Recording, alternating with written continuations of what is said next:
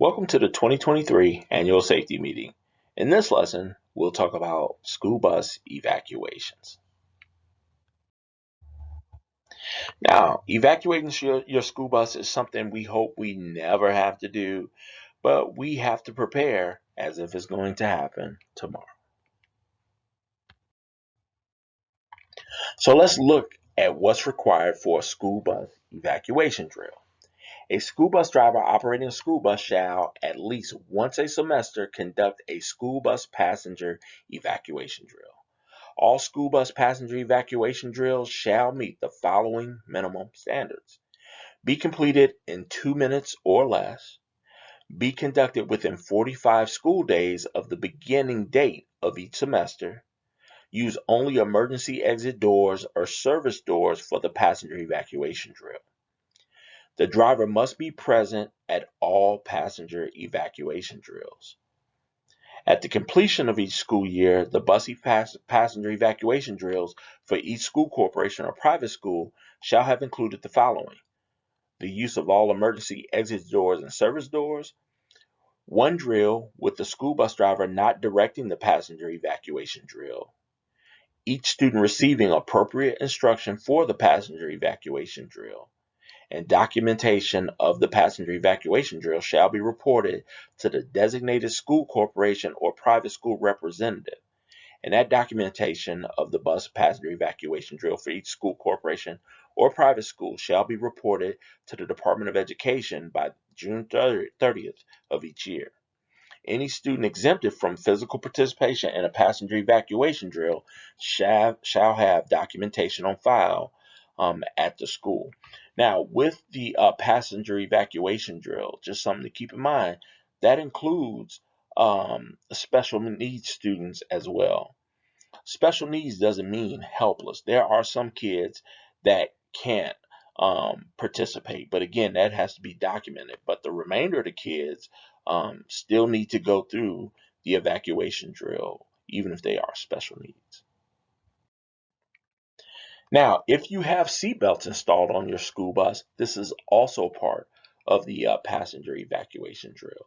A school bus driver operating a school bus that is equipped with safety belts meeting the standards, not including the driver's safety belt, shall at least once a semester provide instruction to the passengers on the school bus on the proper fastening of the safety belt. The instruction shall include the following: proper position of the safety belt when fastened, how tight the safety belt should be when fastened, and proper safety belt placement, and requirements for use of safety belts. Consequences of failure to use or properly using the safety belts. Documentation completed training for each bus shall be reported to the designated school corporation or private school representative, and documentation of the completed training for each district or private school shall be reported to the Department of Education by June 30th of each year. So let's watch a short video about school bus evacuation.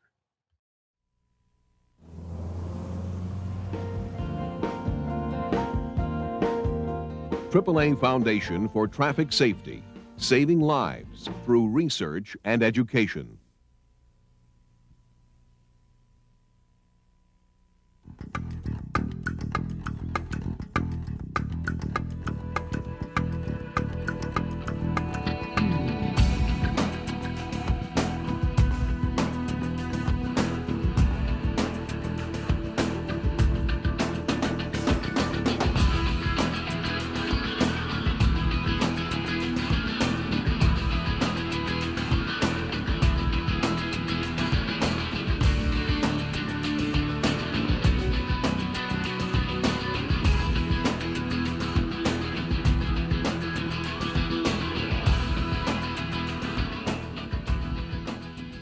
Hi, I'm Sharon.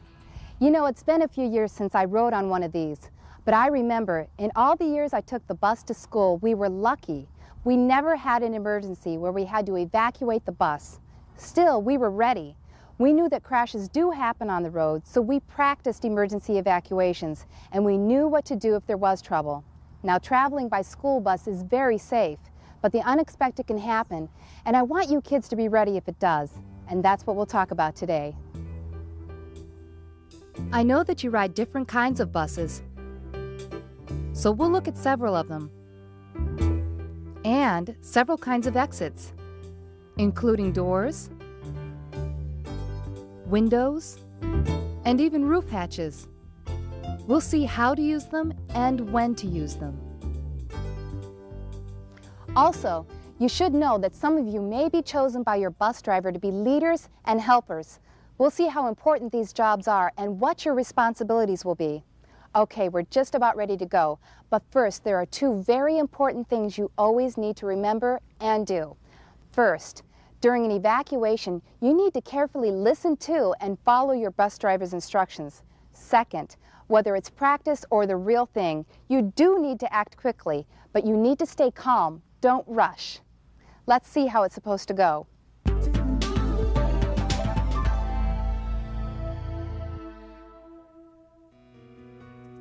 The safest way out is actually the way you came in, the front door. First, your driver will announce the type of emergency evacuation. Attention students, are going to have a front door evacuation. Helper, I need you. Then the driver will release a helper and a leader, telling the leader where to take everyone as they exit the bus. If you're a helper, you stand to the side of the door, ready to help kids off the bus. If you're a leader, you move a few steps away, ready to lead everyone, single file, to the spot pointed out by your driver. We call this spot the safe waiting area, a place on the same side of the street as the bus and away from traffic. Back on the bus, your driver will release you one seat at a time. Remember, move quickly, but don't rush. And leave everything like lunchboxes and knapsacks behind. Use the handrail on the way out. And follow your leader, single file to the safe waiting area, where your bus driver will join you. Well, what do you think? It's pretty straightforward, but again, the keys are listen carefully to your driver's instructions and make sure you don't rush or run. Well, there is one other thing to keep in mind as we look at these evacuations. If the driver is unable to assist you in a real emergency, you should be able to evacuate the bus on your own. So, watch carefully and be thinking how you and your friends could exit without the driver's help. Okay, everyone, move to the back of the bus.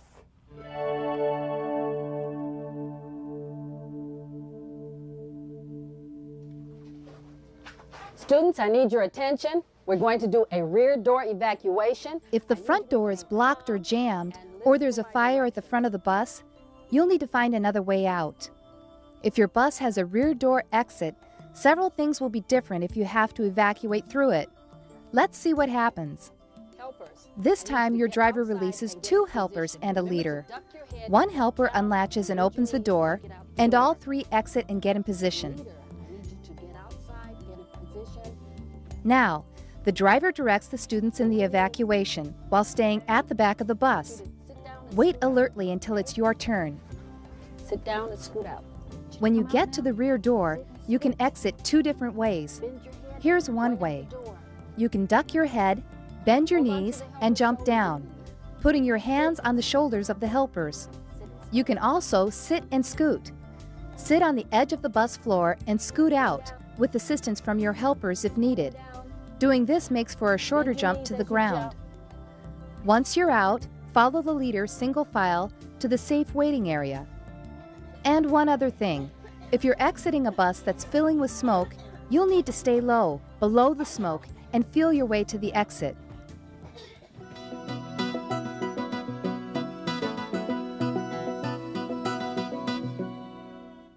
Imagine heading for the rear door and, hey, where's the door? Well, some buses have the emergency door or doors on the side. If your bus does have two side doors, your driver will have you evacuate out the side away from traffic, usually the right side door. If you're a helper or a leader, you should be seated near the exit. Your driver will have you fold up the seat if necessary, open the door, and exit. The driver is now ready to release everyone, but in a different order. Let's look. Your driver will release those of you seated to the rear of the side door first, and then those of you seated toward the front of the bus. Watch for the driver's signal and either duck and jump or sit and scoot. The same as when exiting out a rear door exit. And once again, follow your leader single file to the safe waiting area. If the right door is blocked and your driver has you exit out the left side door, make sure you watch for traffic as you exit the bus. And follow the leader to safety.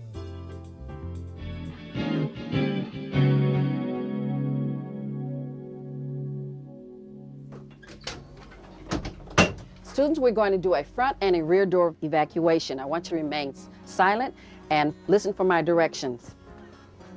When are two doors better than one? When both doors are safe to use and you need to exit the bus very quickly. Your driver will begin the evacuation from a dividing point near the middle of the bus. If you're seated to the front, you'll use the front door. And if you're seated to the rear of the bus, the driver will direct you out the rear exit. Remember to bend your knees when you jump down. Duck your head. And remember that using more than one door means that more of you will be working as leaders and helpers. Now, if your bus is different from this one, your driver will show you how to evacuate using more than one door, like when you use the front door and a side door.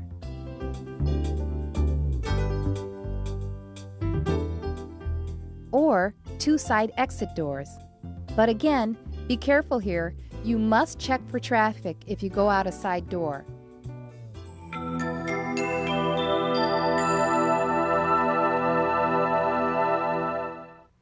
The doors on your bus give you more than one way to evacuate in an emergency. But what if they were blocked? Where would you go? Check this out. It's a bus with a sunroof. Actually, it's called a roof hatch, and you could use this if the bus was on its side. Your bus driver will be showing you how to open the hatch and all exits. Remember, you would need to know how to open them yourselves if the driver couldn't help you. But also remember that an emergency exit should never be opened unless there's a real emergency. We've talked about lots of exits, but there's still one other way to get out. The windows. Regular windows can be used, and some buses even have special emergency windows. These flip open to the side or up, and helpers might need to hold this kind open during an evacuation. Your bus driver will show you how the emergency windows on your bus open, how to ease out the window feet first, how the helpers would assist, how you could step on the bus molding for support, and how you would safely drop to the ground. Also, if you ride on a bus with side doors, it may have a rear window like this one. This is another way out if the bus is on its side.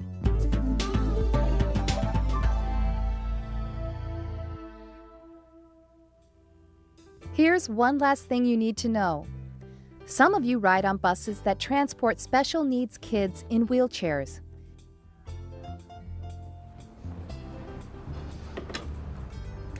Kids, be careful going out the back door. Donnie, you want to help me on the chair here, please?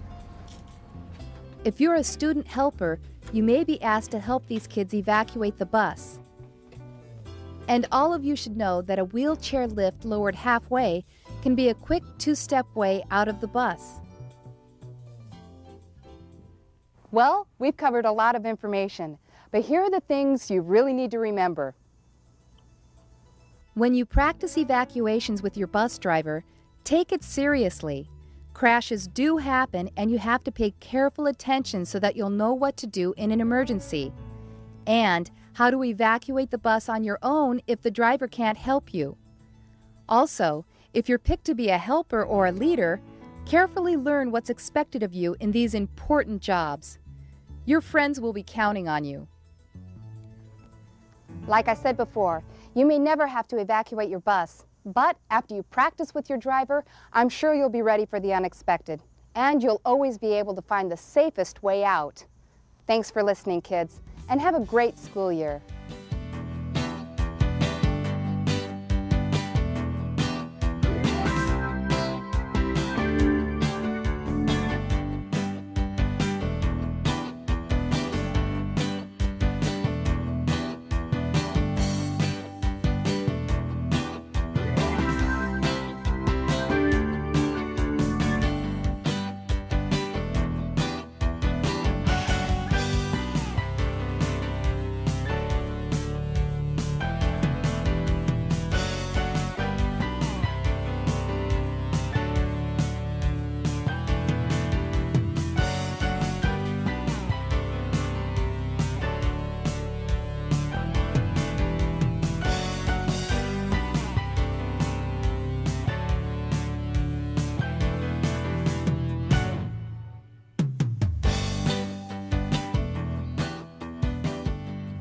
leading the way into a safer future.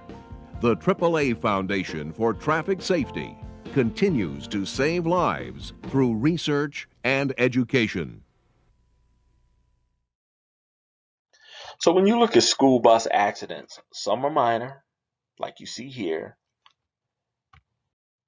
and then some are not. So when you look at these crashes here, these are pretty catastrophic. So you have to have a plan on what you're going to do.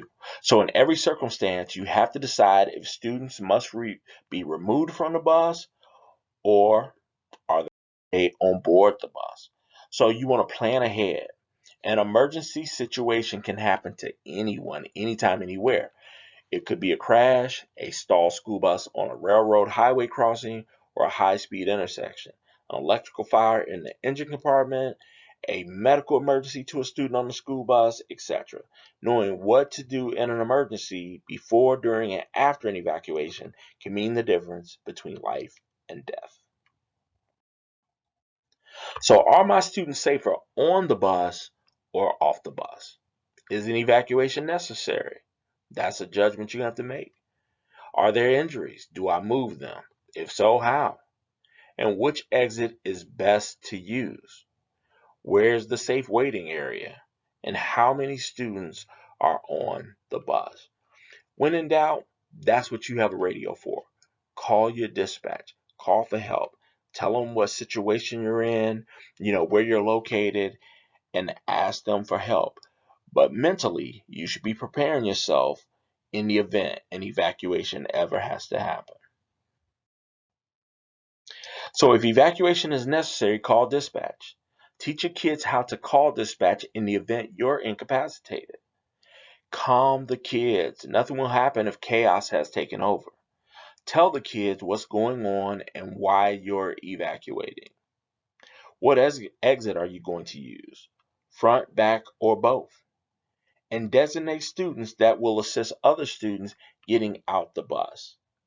And get the kids at least 100 feet away from the school bus when you evacuate. So always evacuate if the bus is on fire or there is a threat of a fire.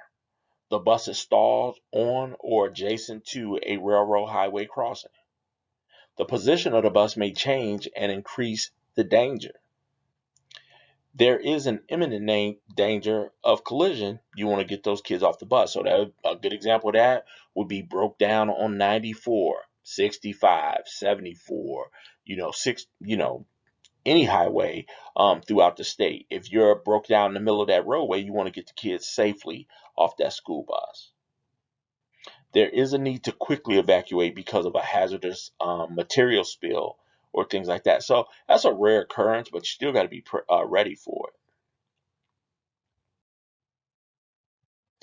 Now, emergency exit windows, doors, and roof exits. Typically, the best way to get out is going to be through your doors, and using your windows would be a special circumstance. Same thing with the roof exit. So every year as school bus drivers, we have to show you guys how to jump out the back door when you guys get to the school. It's called a bus evacuation drill. But what I noticed is they don't show you the other emergency exits, so I'm going to show you. First exit is clear, the front door. If you need to get out, grab this handle, pull it, and push. The second exit, windows. Grab this handle, pull, and push. The third exit, grab this handle, pull it open, push open the rear door, jump out. Now here's one most people don't know how to use. In the event of a rollover, you grab this handle, spin this, push up, climb out. Now this bus has one final emergency exit that you can use. Now it's not on every bus. I think it's only on IC, don't quote me. But this front windshield can actually be kicked out in the event of an emergency. As can that window, and that window, and that window. So if all else fails, you can kick open the front window, climb out the front. And as always, do not touch the emergency exits unless there's an actual emergency. So that video was just really a quick rundown example of how you would use, your doors and windows and stuff like that. It's not something that really, after we got done being trained to get our CDLs, that we really go over very much anymore. Even when you do the drills, you may go through it with the kids, but you should be demonstrating how to open those doors in the event of an emergency or the window. So the order of preference, always the front door. Number 2 would be the front and the rear or side door. 3, the window. All right. Now some windows on school buses can be kicked out, but not all. So you have to talk to your mechanics and see if your style of bus actually can do that. And then the roof hatch would be a last resort, where the bus is on its side and you really have no other choice, but still you want to demonstrate to the kids how to properly get out of a roof hatch in the event something like that was to happen. Also explain to the kids the use and location of your emergency equipment. So your fire extinguisher, you guys are going to have a dry chemical 5-pound capacity fire extinguisher located somewhere on your school bus. A lot of times, it's in your cabinet above your head, but the kids need to know that. First aid kit, where's that located? Your triangles, your bodily fluid spill kits. Teach the kids the brake.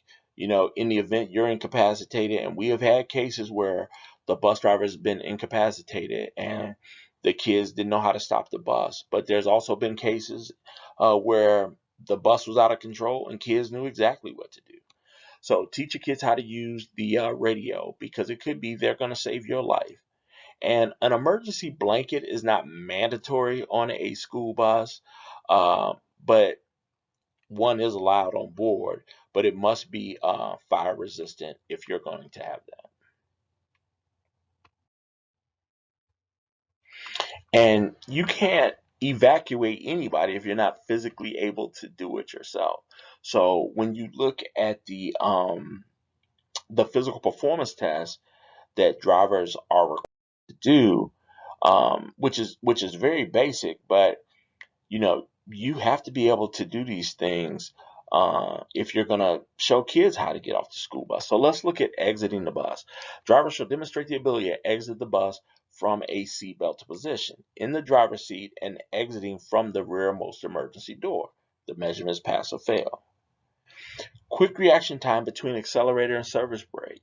Drivers shall demonstrate quick reaction time between accelerator and service brake in a seatbelted position. Drivers shall, with the right foot alternately depress the accelerator and service brake in 10 times in 10 seconds or less. Climbing and descending bus service door steps. Drivers shall demonstrate the ability to climb and descend the bus service door steps in a forward-facing position 2 times without stopping. Measurement is pass or fail. And opening and closing bus service door. Drivers shall demonstrate the ability to open and close the bus service door 2 times without stopping from a seat-belted position. Measurement is pass or fail. Operating hand controls on a steering wheel. Drivers shall demonstrate the ability to operate one hand control on each side of the steering wheel while the bus is in a safe forward motion. Measurement is pass or fail. And I want to show you guys a video of the bus fire in Iowa.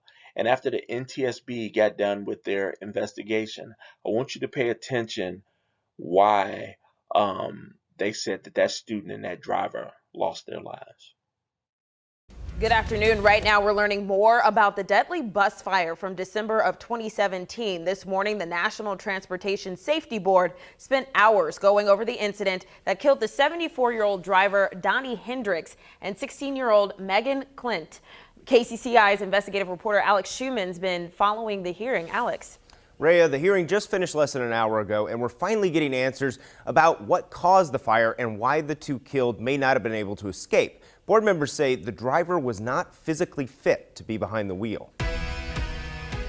Robust oversight on the part of the school district should ensure the safety of student transportation.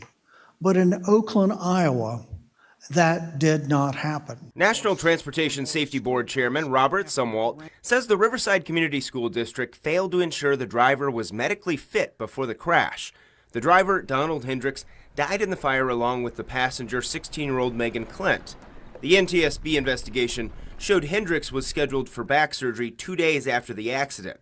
He walked with a cane and had mobility issues that limited his ability to evacuate the bus.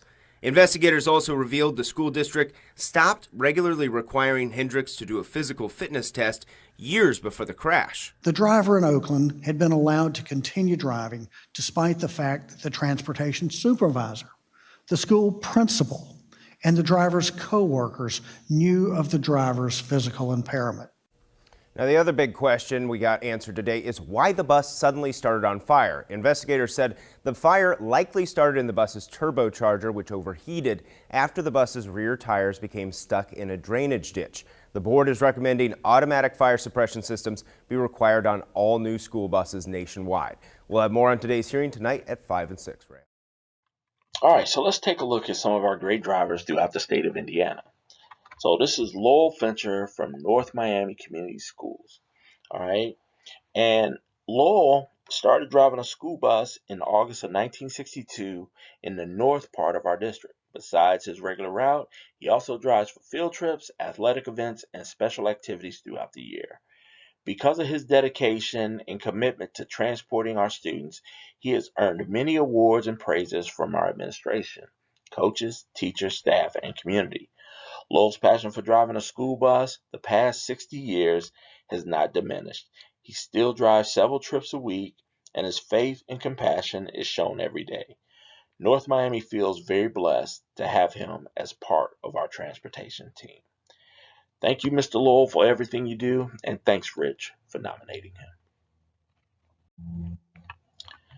Charlotte Bolin. Charlotte has been a bus driver for Knox Community Schools since December 1980. She's the only driver to get a brand new bus in 2004 and kept that same bus until it was retired in 2022. She told everyone once that old bus retires, she will. Well, once she started to drive a bus with a better heater system and heated seat, she decided to keep driving. She is known by the school system as Colonel Bolin due to the discipline on her bus. Charlotte is one of the strictest drivers I have, but one of the most caring, understanding drivers a school can ask for. Thank you, Charlotte, for all you do, and Mark, thank you for nominating her.